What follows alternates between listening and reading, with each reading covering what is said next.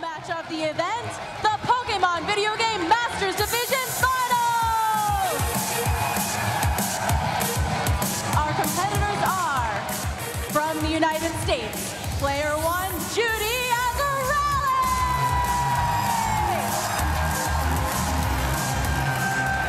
Versus Player 2, from Korea, Sejun.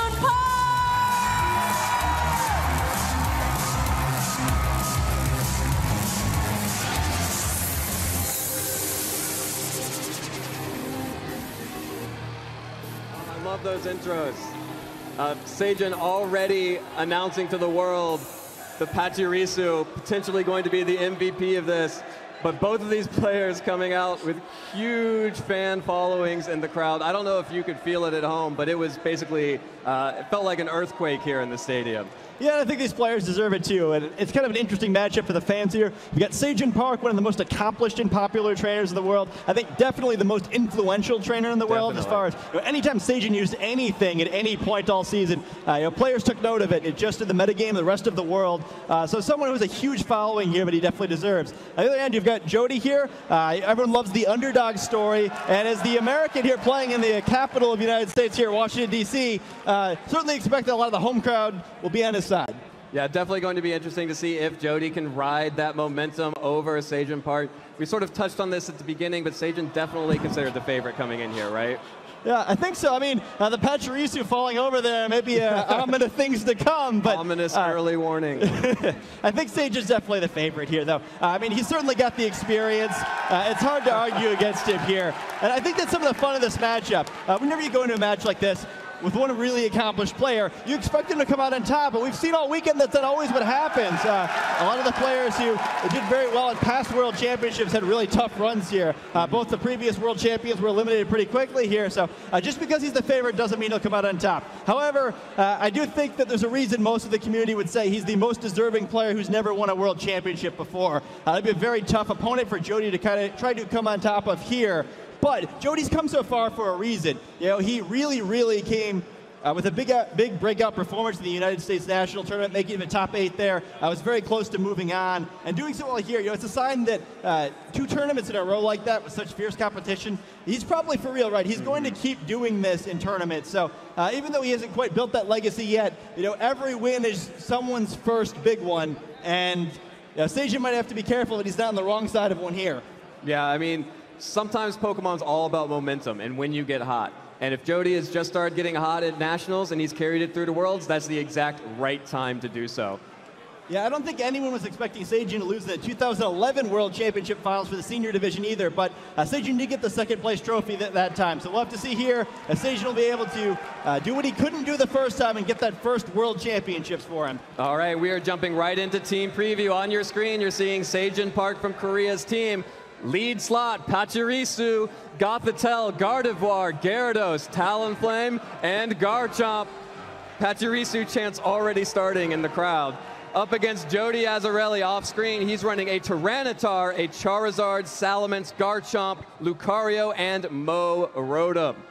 And it's going to be an explosive battle. Absolutely. We've got a really fascinating matchup here. We see the players getting into it quickly here. I think on Sejun's side, that Gardevoir, which we didn't see the last time he was on stream, is likely going to be a big deal here. There's 3 Pokemon in Jody's team that are weak to Fairy type attacks. There's not a single Pokemon in his team that resists both Fairy and Psychic type, so should be a good matchup for the Gardevoir. We did see also Sejun using that Mega Gyarados previously. That Rotom Jody's using that we haven't seen all season. Very good against Gyarados. It's the only Rotom that's neither weak to that Earthquake and resistant to that Water type attack, so it should help him out a little bit here if he's choosing to use it. Also a good matchup for that Tyranitar and that Garchomp offensively for Jeudy, though he's going to be very careful to avoid the support Pokemon in Sejun's team with Pachirisu and Gothitelle. Right, and just as you mentioned, that Gardevoir on the stage alongside alongside that Garchomp. up against Jeudy's Tyranitar and Charizard leads. And let's just go one more time. The first turn of the first battle. Let's hear it one more time for Jeudy and Sejun here in the studio.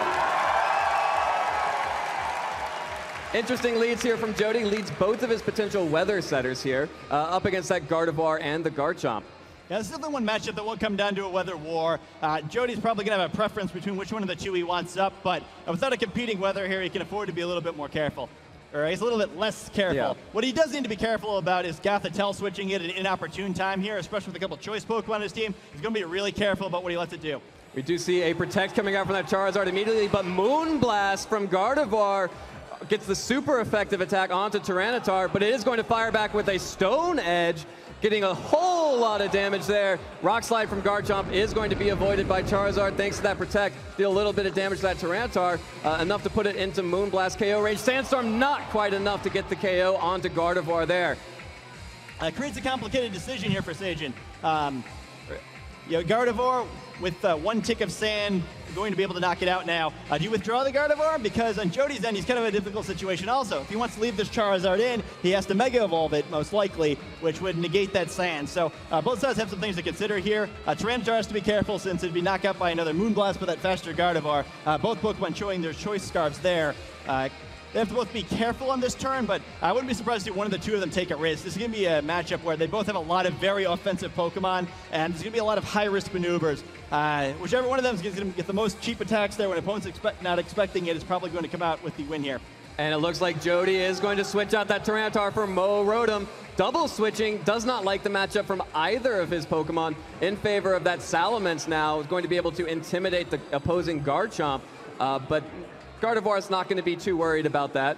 The Moonblast is going to come back out from that Gardevoir onto Rotom this time, dealing some more great damage there, as Dragon Claw from Garchomp is going to be used on that Salamence. The berry is going to help and deal just a very little bit amount of damage there thanks to that Happen Berry. And the stand is going to be able to get the KO on Gardevoir right there at the end. So Jeudy Azzarelli taking the first Pokemon knockout. Yeah, Sejun choosing to make a sacrifice there. Likely he expected that to happen there, judging by the way he played out that turn. We just see the Citrus Berry activating for Rotom there, healing up there to get Jeudy in a little better board position there with higher health Pokemon in both of his slots.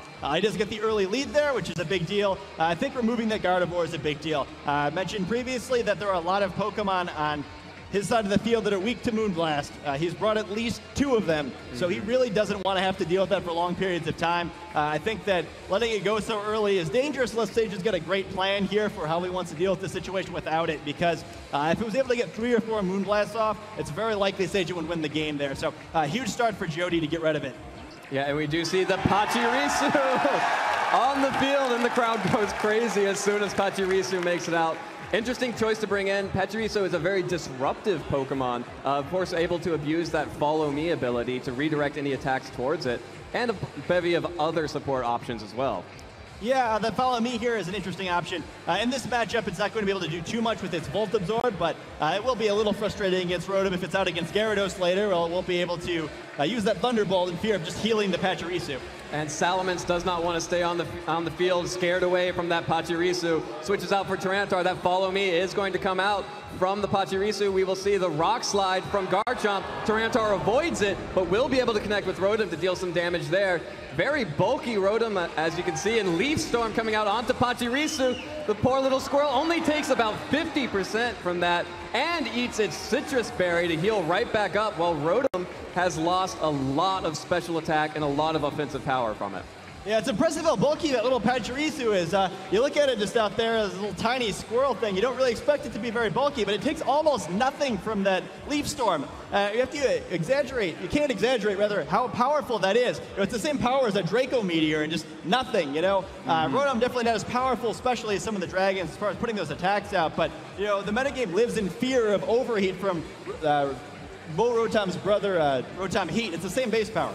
And we do see Garchomp's going to protect, letting Pachirisu do everything.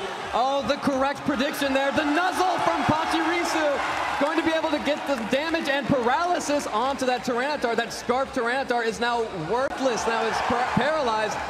Huge protects coming out from Sejun, blocking both the Ice Punch and the Will-O-Wisp and getting the paralysis on that Scarf Tyranitar. Yeah, excellent play there. He probably noticed the Cherish Ball previously, knowing that this Tyranitar is from that promotion. Only way you can get Ice Punch. So also knows there's no egg moves on this Tyranitar, so he gets some useful information there, and also makes a fantastic play by slowing it down. Usually gets the knockout on Guard Chomp with Ice Punch. There's a chance it survives with some defensive investment, but not an issue there. Now Guard Chomp going to be able to deal with this Tyranitar as it normally would. Rotom not too threatening out in the field now with that reduced special attack from using Leaf Storm, so better position now for Sejun to be in. And Pachirisu is going to redirect all targets. I'm pretty sure Jeudy would want to get that off the field right now anyway. As we do see Garchomp's Dragon Claw is going to attack that Rotom, and Will-O-Wisp redirected away from Garchomp onto Pachirisu, now burnt. Will be taking that burn damage every turn in addition to some more turns of sand as Ice Punch comes through from Tyranitar, still dealing almost no damage. And fortunately for Sejun, that Sandstorm is going to subside this turn so that we don't have to worry about any additional chip damage. Yeah, Pachirisu now has to at least be attacked once more, or it'll survive 2 more turns after that burn damage, but likely going to follow me and go down anyway. Garchomp probably needs to try to get a knockout on this turn. Doesn't necessarily need to get both of the enemy Pokemon since it can get another one on the next turn after the protection from the Follow Me, but Sejun's going to need to start picking up Pokemon here. There's a lot of weakened Pokemon on Jody's side, but he does need to start evening out the Pokemon score. Even with a bunch of weakened Pokemon, playing from 2-4 down is going to be pretty tough. However, Garchomp still has a full health here. We still have a full health Pokemon in the back. So Sejun's definitely setting up to make a comeback here. He's trying to win the late game, not necessarily just on Pokemon score. And it looks like Sejun's going to protect his Garchomp, sending out Talonflame as Protect comes out from Pachirisu. Going to try and keep that Pachirisu on the field. Leaf Storm into the Protect. Ice Punch into that Talonflame. That's some good damage onto Talonflame. And the freeze! The Ice Punch gets the freeze onto Talonflame. It's stuck in mid-air. Can't do anything. Really unfortunate break there on the switch in. Now you wonder how it stays floating like that, but a really, really big freeze there. And that was sort of the issue of that Pokemon lead that Jeudy started to accumulate there, is that one wrong thing happening and there's just not enough ground to make it up. I think if Sejun had gotten a position where he just had mostly full health Talonflame and mostly full health Garchomp out, it would have been a good situation there. But Pachirisu now only has a turn left unless it's able to absorb a Thunderbolt with that Volt Absorb. And Talonflame is... the thaw as Overheat comes out from Talonflame. Sejun is not playing around. Overheat gets the KO onto the Rotom. Rotom, problems. It faints and goes back to Jody's trainer. Tyranitar is still out though. You see the Life Orb from Talonflame as Super Fang from Pachirisu. Not dealing quite that much, but the paralysis. Tyranitar fully paralyzed. Sejun was not happy about that turn of freeze, and Pachirisu finally faints thanks to the burn. Yeah, Pachirisu certainly did his job, though. It's gotten Sejun to a very manageable position now. Even though he's facing a decent Pokemon deficit here, he does have a bunch of damage on most of Jody's Pokemon, so it's not impossible he can come back from this one. However, he does still have that Salamence in the back. That Intimidate will be a big problem for both of these Pokemon, but the combination of Brave Bird and Rock Slide still can do a lot of damage to Charizard here if Sejun chooses to go that route. Even though Jeudy looks like he has the lead there, I don't know if he really likes this position. He's going to have to cut this very, very close to come out with the win. Of course, you have to be careful with that Talonflame too, because it deals just as much damage to itself as it does to you. We do see Salamence switching in right now, going to get that Intimidate off onto both the Garchomp and the Talonflame. Going to be huge coming up as both of those physical attackers are going to want to abuse their physical moves. Charizard going to go ahead and Mega Evolve into Mega Charizard Y. Going to summon the Drought. Going to bring the Sun and strengthen the attack of all the fire moves on the side. Of course, Talonflame probably not going to want to be using that anymore, but Brave Bird will come out from Talonflame using that ability to make it priority. It's going to deal a lot of damage to Charizard, a little bit over half. Hits the recoil damage and the Life Orb damage, and the Rock Slide is going to connect with both Charizard and the Salamence. Is it going to be enough? Gets the KO on Charizard. Salamence still around, but Charizard going down for free. Pretty big deal. Yeah, I think Sejun should be able to take this one. And that Super Fang in the last turn by Pachirisu there, but it seemed like it was so irrelevant, only doing 17 damage there. I don't know if it's actually going to end up being so.